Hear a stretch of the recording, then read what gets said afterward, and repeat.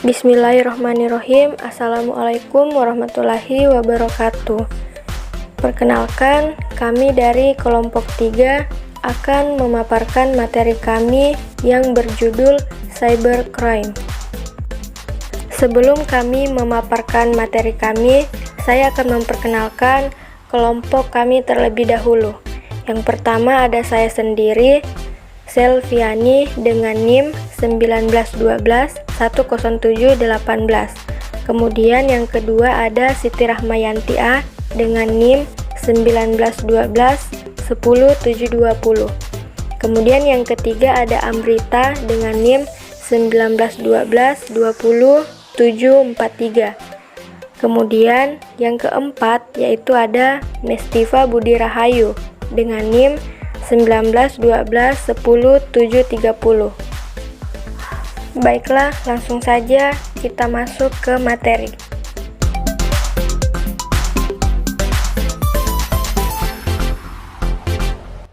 Baiklah, saya akan menjelaskan tentang cybercrime. Cyber artinya dunia maya, crime artinya kejahatan. Jadi, cybercrime adalah perbuatan melawan hukum yang dilakukan dengan memakai jaringan komputer sebagai sarana, alat, ataupun komputer, dan sebagai objek, baik untuk memperoleh keuntungan ataupun tidak, dengan merugikan pihak lain. Selanjutnya, jenis-jenis cybercrime. Yang pertama, penipuan online. Penipuan online atau penipuan digital yang saat ini makin banyak modusnya, di mana diantaranya adalah modus penipuan berkedok foto selfie dengan KTP ataupun identitas diri. Foto selfie bersama KTP biasanya menjadi salah satu syarat registrasi online akun keuangan, seperti dompet digital, paylater, pinjaman online, sampai daftar rekening bank online. Yang kedua, penipuan phishing. Contoh kasus kejahatan phishing dapat ditemukan dalam berbagai hal. Phishing ini merupakan cybercrime yang banyak terjadi di era modern, seperti saat ini. Phishing merupakan tindakan yang dilakukan untuk mencuri data-data penting. Yang ketiga, peretasan. Peretasan ini bertujuan untuk mengambil data-data tertentu yang dimiliki target. Namun, ada juga peretasan yang bertujuan untuk menghancurkan data atau sistem tertentu, sehingga berdampak seperti kerusakan digital. Dan yang keempat yaitu malware. Malware adalah nama dari kumpulan beberapa perangkat lunak, dibuat dengan tujuan untuk merusak perangkat ataupun mencuri data. Contohnya yaitu malware yang paling sering ditemui yaitu virus.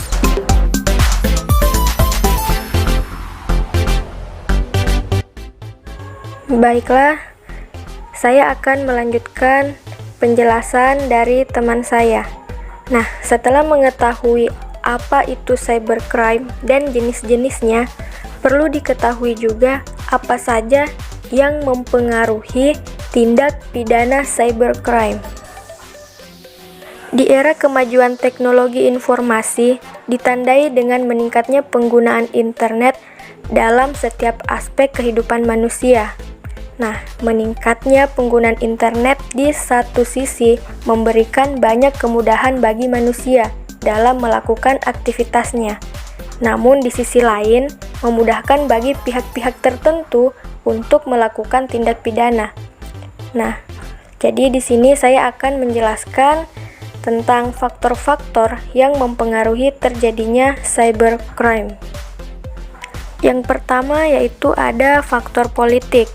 Kemudian ada faktor ekonomi, faktor sosial budaya, faktor sumber daya manusia, dan ada faktor komunitas baru. Selain itu, terdapat juga beberapa faktor-faktor yang mempengaruhi cybercrime ini.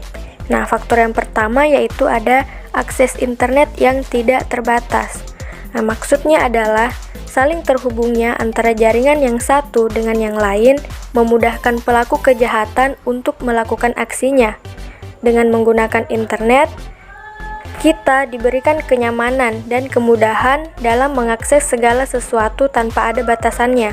Dengan kenyamanan itulah yang menjadi faktor utama bagi sebagian oknum untuk melakukan tindak kejahatan cybercrime dengan mudah.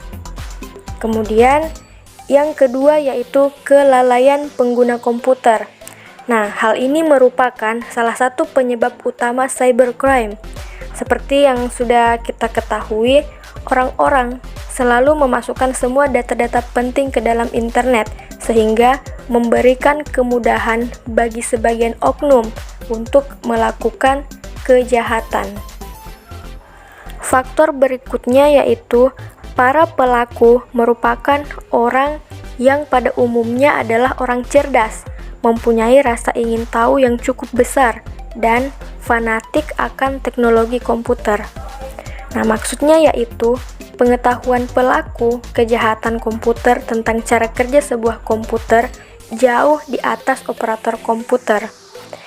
Nah, hal inilah yang menyebabkan sulit untuk dihindari karena kelebihan atau kecerdasan dalam mengakses internet yang dimiliki seseorang di zaman sekarang ini memang banyak yang disalahgunakan demi mendapatkan keuntungan semata. Berikutnya yaitu kurangnya perhatian masyarakat dan penegak hukum. Perlu kita ketahui bahwa masyarakat dan penegak hukum saat ini masih memberi perhatian yang sangat besar terhadap kejahatan konvensional. Pada kenyataannya, para pelaku cybercrime masih terus melakukan aksi kejahatannya. Hal ini disebabkan karena rendahnya faktor pengetahuan tentang penggunaan internet yang lebih pada masyarakat. Yang terakhir yaitu sistem keamanan jaringan yang lemah. Seperti yang kita ketahui bahwa orang-orang dalam menggunakan fasilitas internet kebanyakan lebih mementingkan desain yang dimilikinya dan menyepelekan tingkat keamanannya, sehingga dengan lemahnya sistem keamanan jaringan tersebut menjadi celah besar bagi sebagian oknum untuk melakukan tindak kejahatan.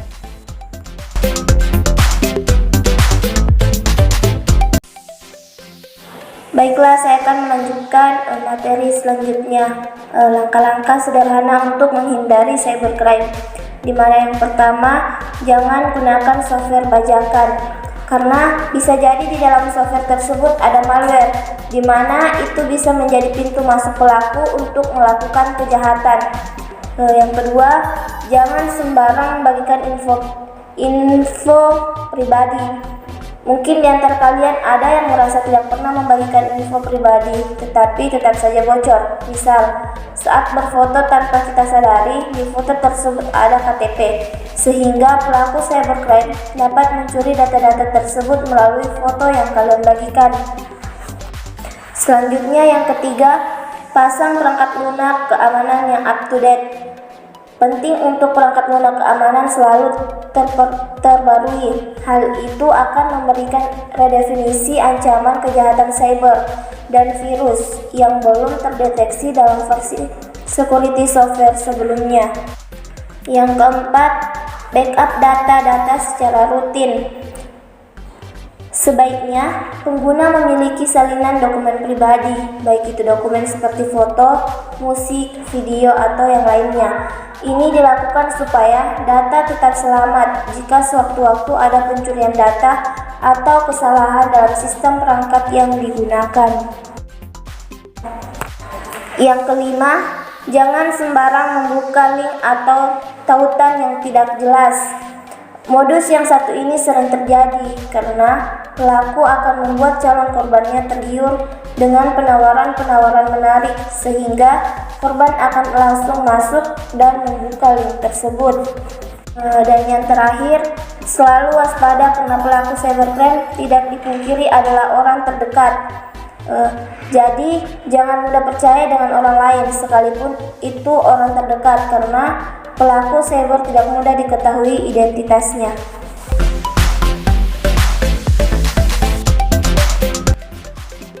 Baiklah, di sini saya akan menjelaskan upaya pencegahan cybercrime. Yang pertama yaitu dengan melakukan pelatihan internet sehat. Pelatihan internet sehat yaitu pelatihan yang diberikan kepada anak-anak dan remaja yang menjelaskan kegunaan serta kegiatan positif di internet. Yang kedua yaitu dengan memblokir situs-situs pornografi atau perjudian dengan cara menutup akses ke situs-situs tersebut. Yang ketiga yaitu mengawasi anak secara langsung apabila melakukan browsing di internet dengan cara membatasi penggunaan internet terhadap anak dan menginstal aplikasi khusus untuk anak di bawah umur, contohnya YouTube Kids. Untuk upaya yang keempat yaitu menjaga privasi saat browsing di internet. Dan yang terakhir yaitu menaati hukum-hukum yang berlaku dan etika berperilaku di dunia maya. Itulah penjelasan dari kami mengenai cybercrime. Jadi di sini dapat disimpulkan bahwa cybercrime ini merupakan suatu bentuk kejahatan dunia maya yang melibatkan komputer dan jaringan. Jadi, walaupun kejahatan tersebut dilakukan di dunia maya, akan tetapi bisa berdampak di dunia nyata. Perlu diketahui bahwa pemanfaatan komputer yang dilakukan oleh pelaku cybercrime ini dilakukan untuk tindakan kejahatan sehingga dapat merugikan orang lain.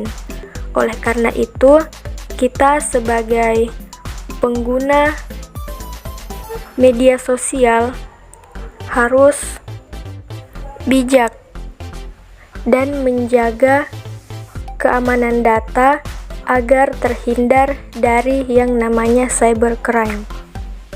Sekian dari kami, lebih dan kurangnya mohon dimaafkan. Wassalamualaikum warahmatullahi wabarakatuh.